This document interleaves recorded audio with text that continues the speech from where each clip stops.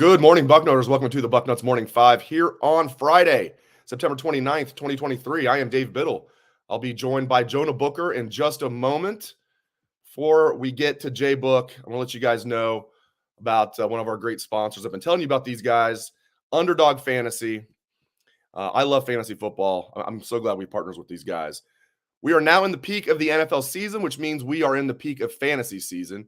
You already know about our fantasy sponsor, Underdog Sports, but what you don't know yet is that they have a special announcement for our listeners. From now until October 4th, they've increased their deposit match to $500. That means when you download Underdog and make a first deposit, they will double that number up to $500. Underdog Fantasy has a lot to offer, including their Pick'em game. In Pick'em, you pick whether your favorite players will have a higher or lower stat total in this week's game for a chance to win big.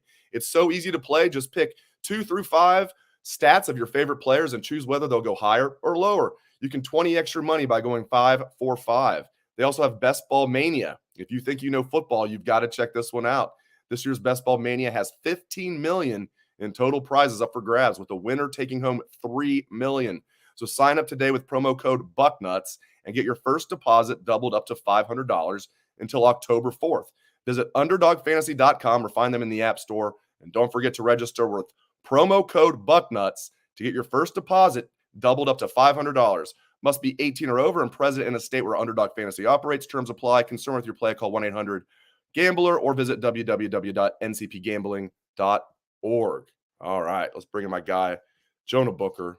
A lot to get into here. All right. J-Book, they say defense wins championships. We're going to talk about the offense in a moment. Not that the offense is bad. There's certainly some concerns. It's certainly the most limited offense they've had since at least 2017. Is this defense good enough? I don't want to say to help carry the Buckeyes to a national championship. What do you see out of this defense? I think they are, Dave. When you look at the Notre Dame game, before we, dig into it, as far as the defense, you have to just take a step back and say they did their job. They went into Notre Dame at night, an offense that was averaging about 42.5 points per game. They limited them to 14 points. Now, if you want to roll up your sleeves and talk about what we saw during that game, that's what we're going to do regarding the defense. You have to ask yourself, did Larry Johnson kind of make an error by not getting JT Tuamalo, Jack Sawyer, Tyleek Williams a blow? Because I don't think Sawyer and JT came off the field. So you're looking at two opposite ends of the spectrum, Dave. Last year, what was the biggest gripe regarding Larry is he rotated too much. Ryan Day came into the season saying he wants to shorten the rotation.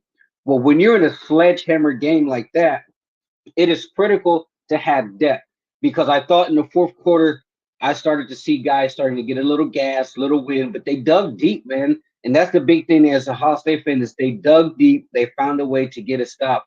So I think if Larry can just find a happy medium, I have no problem with Jack and JT playing a lion's share of the reps. But there needs to be a time where you say, okay, the defense is on the field a lot, especially that third quarter. After Trey's run, the defense was on the field the entire third quarter going into the fourth quarter. At that pivotal moment, I thought it was critical for him to try to get Caden Curry, Kenyatta Jackson, two guys that are perfectly capable to get in there. But you want to take a step back to the next level, Dave. And if we're going to be frank, Tommy and Steele did not play well at all that game. That was probably their worst game, together playing alongside each other as Buckeyes. I mean, I think one graded out like in the 30s, one graded out in the 20s if you're to, take the PFF data accordingly. So I think you definitely got to have better play for them. Cody Simon, he did get that fourth down stop on Hartman, but he was also getting lit up by the tight end by Notre Dame there. I just think you got to elevate your play at the linebacker play. Get those defensive linemen a little bit of a rotation so that they can stay fresh the fourth quarter. And I will say this, Dave. What did we hear all off season about Coach Mick? He took a lot of heat this offseason about the strength and conditioning, the stamina from those guys. Now, you go into Notre Dame, and as long as the defense was on the field for that second half, you have to give him his props to say, hey, those guys were conditioned. Now you started to see Notre Dame to get some creases there, but at the same time, those boys up front, they held up and they did their job and they held Notre Dame to 14 points. I'm with you. I feel like they might have the best defense in the country. I'm not saying they're 2021 Georgia level. They're not that good, and they still need to prove it. There's still some holes that we see. They're not stopping the run consistently enough, as people have mentioned in the comments. But overall, I like what I see of this defense. We're going to know a lot after they play Penn State. Penn State looks really good. And Maryland, really. Maryland's offense, I don't know about Maryland's defense, although they do look improved on defense. But Maryland's offense is legit. Yeah. With Tunga Vailoa at QB, and now he's veteran. All right, let's talk about this offense. Like I said, this is the most limited they've been since at least 2017. Not breaking news there. They've just been electric. So Dwayne, the 1 year of Haskins, both years of Fields, both years of Stroud. In the top 5 nationally in pretty much every meaningful category the last 5 years. Not so much this year. But I don't think they're bad. But the biggest thing I see, obviously, is short yardage problems. And I hate to pick on one guy, but a guy that I touted coming into the year was Donovan Jackson. Like, he's going to be, the best guy, the best offensive lineman on the team. I don't know what's going on. He just maybe he doesn't have that dog in him. I don't know. What are you seeing out of Donovan Jackson? What are you seeing out of the short yardage, and not just running, even throwing? They can't throw on short yardage. At least Chip got the touchdown. Got to acknowledge that. And can this be fixed, Jay Book? It can definitely be fixed. I mean, you go into the bye week, you're feeling pretty good about being 4-0. Kyle McCord, I think his game is going to continue to elevate. The more reps he get, winning that game the way he did, that's definitely going to bode well for his confidence. Ryan Day usually coming out the bye week, they do a lot of self scouting. They'll get the offense right. I mean, the rushing attack as far as the short yardage, that is something to definitely be concerned about, because it's not just a situation to where it's been an issue this year. It's been an ongoing issue for the last 3 years. So it's definitely something that you got to keep an eye on. They're going to need to be able to convert those 4th and shorts, 3rd and shorts against Penn State, Michigan coming up. But Donovan Jackson, Dave, if we take a step back, and we always do it mid-season, it's like, okay, who's playing better than expected? Who's playing, lower than expected? Donovan Jackson, unfortunately, is going to be on one of those guys that he's not playing as well as you mentioned that a lot of people thought. I don't know what the issue is for him. The general consensus, Dave, going into the season is he had the potential to be one of the first guards off the board in the NFL draft. The tape that they throw on right now, just throw it out the window. So hopefully he can, take a step back, gather himself, be ready to rock and roll, because they're going to need him, Dave. As they go down this stretch, he's supposed to be one of the most experienced guys on the offensive line, along with Matthew Jones. They need both guys playing at a high level. Matthew Jones is playing great football right now. They just need to get the left side, especially the interior. And here's the thing, Dave. Jimmy Simmons took a beating early on. Jimmy Simmons he's playing pretty solid right now. I mean, he's not Paris Johnson right now, but Jimmy Simmons is holding his own out there. We just need Donovan Jackson to start picking his game up. And if they can do that and start really playing cohesive, they can be a lot better. Let's get to a couple of questions we have in here. Couple that I start here, because I've been talking about this all week. I'm curious to get your thoughts on it. Chad on YouTube. Dave and JB, I'd like to know your opinion on OSU using the quarterback sneak like the Eagles do with Hurts on 3rd and short. I've talked about this ad nauseum. J-Book, the floor is yours. I would love to see it. It wouldn't hurt. I mean, you're right there. Go with the rugby push and try to get that extra yard or so. I mean, you look at the running back setting 9 yards deep in the backfield, coming downhill with a full steam ahead. I would love to see him try the Jalen Hurts Eagles push. But here's the thing. I think everybody in football would love to be as good as the Eagles, even in the NFL when it comes to that short yardage push. Some NFL teams try it. They're not as good, but I would love to see them at least give it a shot. It wouldn't hurt. I know. I just don't get it. I don't get it. And maybe I can't wait to ask Coach Day about it. Of all weeks, this is the week we didn't have a chance to meet with him on Tuesday or Thursday. I don't blame him for taking a mental break. He still did his coach's show yesterday, his call. Well, it used to be a call-in show. Now it's just the Ryan Day show where Jim Lachey and Paul Keels asking questions. I missed the call-in show. Remember the first couple years with Urban, how cool that was? The Urban Meyer call-in show. That was really, really cool stuff. Right. People would just call and be like, I love you, Urban. I love you, man. that would turn into like a joke. But there was actually some good questions, and Urban would answer them. I wish it was still a Collins show, but I digress. I can't wait to hear Coach Day's explanation. I'm sure he's got a good explanation in his mind. And I remember when I asked Urban about it, Urban says because we don't practice it and we don't want to risk a fumble on something we don't practice. And I was like, then I asked the follow-up question, well, why don't you practice it? It's the most basic play in football. Anyway, okay. I said I wasn't going to go off, and I did anyway. I can't stop talking about it. Another question here from YouTube. Buckeye 80. Good morning, Dave and Jay Book. Can the O-line block different in the run game? He also says they need to rotate the linebackers a little bit more. They did play Cody Simon a decent amount. He graded out the highest of the linebackers. CJ Hicks right now is – I thought CJ Hicks would be the third guy. I mean, he'd be the first one to rotate in. Right now he's the fourth guy. Cody's rotating in. Give your thoughts on the backers. And we already talked about the O-line a little bit if you want to delve into that too, Jay Book. Linebackers, they did not play well enough, Dave. That is not championship level football. Those guys were just absolutely getting destroyed in a wash. They were getting reached by the Notre Dame offensive linemen. They weren't running sideline to sideline. They were missing keys. It was just a ugly, ugly game from Steele and Tommy. But I have faith that they're going to bounce back. I would definitely like to see CJ Hicks get a little bit more reps because it couldn't get any worse than grading out as a 29 and 30%. Can't get any worse than that. So that's the thing about Jim Knowles, though, Dave. He reverts back to what he knows best. What did he say to the media this year? He was going to do a much better job getting their linebackers rotate. And once the bullets started flying, it's not really happening. I thought they put Cody Simon in there because they were so frustrated with the linebacker play that they threw him out there just to see what he can do.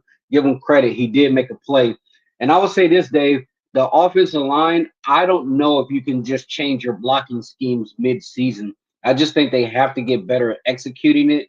I do think that this team is much better when they're running downhill in a gap scheme as opposed to running the zone scheme. Because here's the thing, I think Trey's getting better with his vision.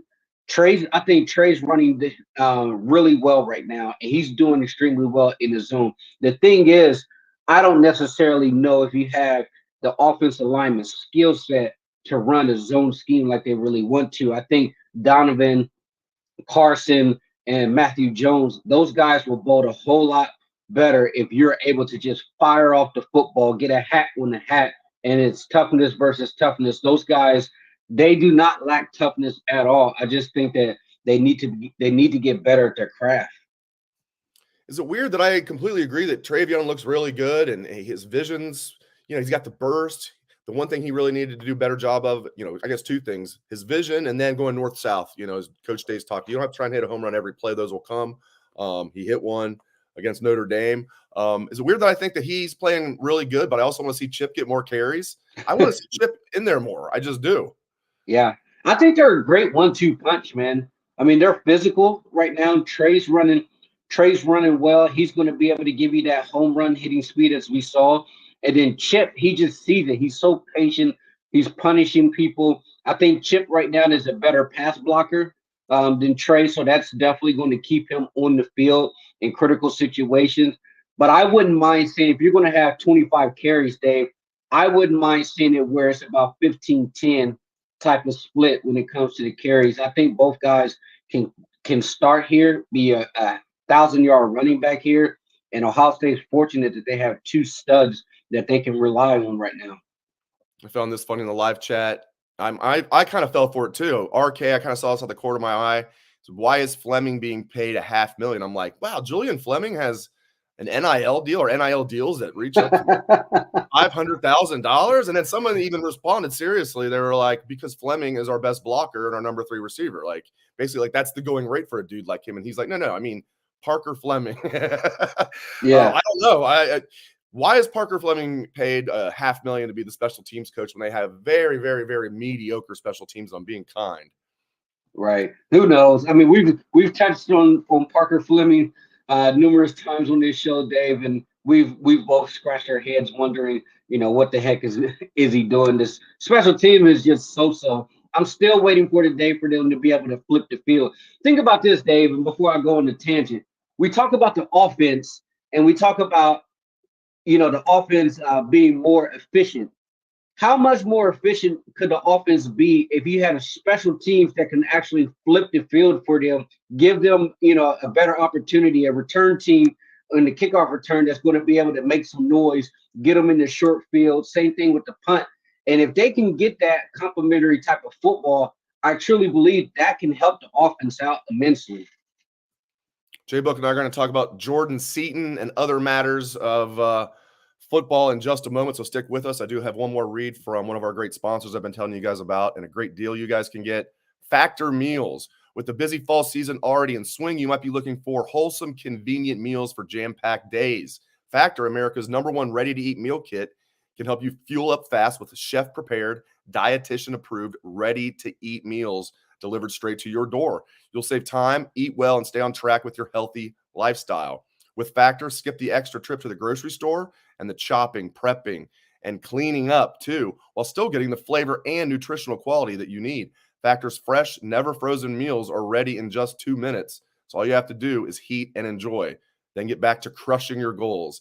Head to factormeals.com/bucknuts50 and use code bucknuts50 to get 50% off. That's code bucknuts50 at factormeals.com/bucknuts50 to get 50% off. I've gotten several packages from them, meals. They're all good. Smoothies, 50% off is a heck of a deal. I recommend it. All right. Jordan Seaton. Be nice if the Buckeyes were able to land this young man at an IMG, originally from the D.C. area. And I know he likes Ohio State. He's ranked as the #1 interior lineman in the country, number 36 player overall, according to the 24/7 Sports Composite. Even though he's ranked as an interior lineman, he could play tackle in college, 6'5", 287. He's elite. It was looking good for the Buckeyes for a minute, Jay Booker, but now it's like, man, Bama, Florida, Oklahoma, all these schools are in on him. It might be trending away from Ohio State. I'm curious to get your take on this, but zero crystal ball picks so far. But what's your vibe on Jordan Seaton? First of all, you got to get him back on campus or get him to campus day for a game. And from what I'm hearing, he has all the intentions in the world to make that visit to Ohio State. So that right there has to happen first. I think this weekend he was scheduled to go to Oklahoma. He canceled that. He's going to Tennessee instead to go visit them. And I will say this, Dave, all the money that the NIL collectors have bookmarked for the tackle that went to Texas and KJ Bolden and Dylan Stewart. I know they're sitting on a heck of a war chest right now that they have money allocated for some of those high-end guys that they were hoping that they were going to land. Take that money, and I'm not saying go and blow the entire wad, but make a deal that this kid cannot refuse when it comes to NIL to get him into Columbus, because if he gets there, Dave, he's going to be one of those type of kids that's good enough to get him to the 2 deep. So I would say just get him on the campus, make him a deal he can't refuse. You tell him you're going to compete for a national championship, especially when the 12-team playoff comes around. Some of those other teams, they can't say the same thing and just close, man. Get him on campus and close the deal. Yeah, and the fact that, it sounds like he's going to visit for the Michigan State game, so that's the official visit. That's going to be a night game. And breaking news, Michigan State's really, really bad. So that's going to be a blowout. They'll spend plenty of time to schmooze the recruits and their families. All right, another question. This is from Facebook. Marcus on Facebook. What's going on with Tywone Malone? He needs to be playing. What do you think, Jay Book? Well, I would say this. I think Tyleik Williams is playing himself into an early draft pick. Tyleik is playing out of his mind right now. I can make a case that Tyleik is playing some of the best football when it comes to the entire defensive line right now. So you have Tyleik, you have Mike. Tyleik barely came off the field.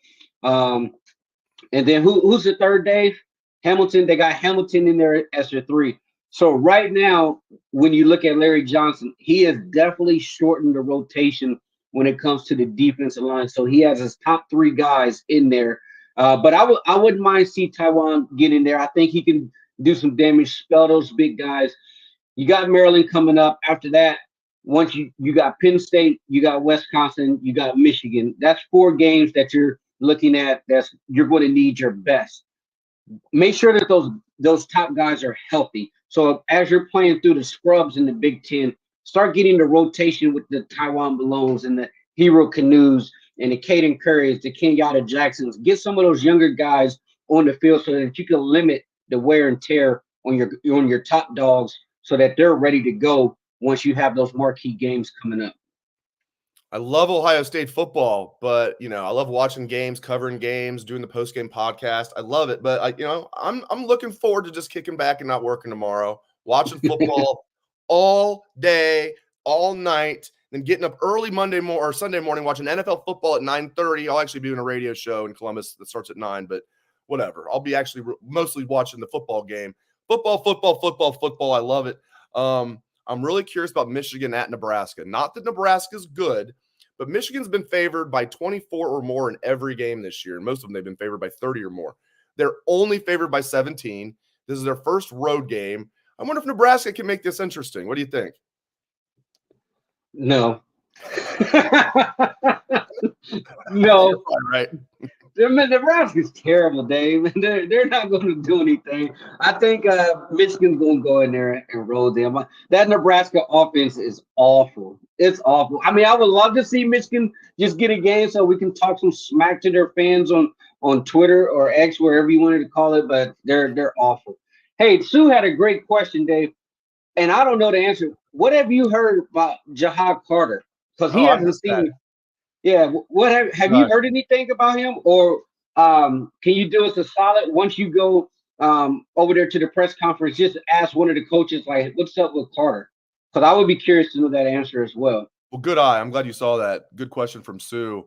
Yeah, I mean, I will definitely ask specifics. My gut feeling is, if you take the what's on my gut feeling, if you take the coaches at their word, Jahad got behind a little bit in camp because he got banged up. But I think it's as simple as Josh Proctor beat him out. I would say that Josh Proctor is playing some great football right now. I really think that's it. Yeah. And we know Knowles is not – he's rotated a little bit more, but we know Knowles is like, especially at safety, it's like he doesn't like to rotate. Like, I think Proctor's the guy. And then we saw when Proctor was out, Malik Hartford actually got to start over Carter, but then Malik Hartford had a couple of iffy plays. I still think he's going to be a future star. He's a true freshman. And then Carter came in and played the rest of that game, most of that game. So, Sue, I think it's as simple as Josh Proctor beat him out. And I will say this, and it's not to not Jahad Carter or anything or his abilities, but when your own homegrown guys are good enough to play and they can hold off a veteran who's coming in, that was what, all ACC, that speaks volumes about your development of your own kids. And I couldn't be happier with the way the secondary is playing right now, Dave. And just seeing the way that Proctor's been elevating his game, who would have thought a guy in his 6th year would have come onto the scene, Dave, after being benched after the Notre Dame game, could have easily transfer out. Who would have thought that Josh Proctor would be playing his best football as a Buckeye as a 6-year player, especially all the injuries that he's battled, and the testament to that kid for overcoming adversity and fighting like heck, man, to get back on the field. And he took the most of his opportunity, and he's playing at a high level. I got nothing but respect for Josh Proctor. I love it. I think the key was me not touting him coming into the season, kind of writing him up, because every year I tout Josh Proctor. This is going to be the year Josh Proctor. This is breakout year. It's breakout year. It's coming. I even had an excuse in 2021. It's like, well, he was looking good, and then he got hurt against Oregon. So, what are you going to do? He's lost for the season. And then last year, I mean, he played against Notre Dame for like 2 plays before Knowles yanked him out of there. And then we didn't see him much the rest of the year. Credit to him. I'm glad. Not that I trashed him or anything. So I don't saying I have to eat my words, but if I am eating my words, great. I am so happy that Josh Proctor looks good. It's good for him, and it's good for the team. And I think that's probably why Jahad Carter is not playing much. All right, great stuff as always from Jay Book. Really appreciate it. The one and only Jonah Booker. Good stuff as always. Thanks to all the listeners and the questions from our live audience. We appreciate you guys very much. Hope everyone has